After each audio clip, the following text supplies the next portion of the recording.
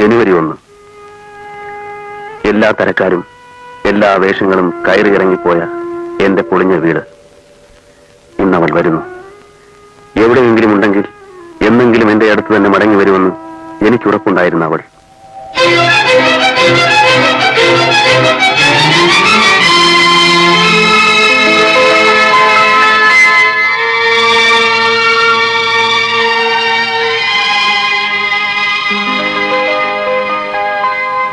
വരൂ.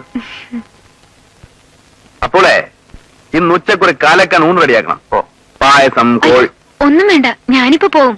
ഇത് തന്നെ ഇപ്പൊ അമ്മ അറിഞ്ഞാൽ ആകെ പ്രശ്നമാവും. നോട്ട്സ് എഴുതി എടുക്കാനെന്നും പറഞ്ഞ് ലല്ലിയുമായിട്ടൊരു കോൺഫറൻസ് ഒക്കെ നടത്തിയിട്ടാ ഇപ്പൊ ഇവിടെ നിൽക്കുന്നത് തന്നെ. എവിടെ?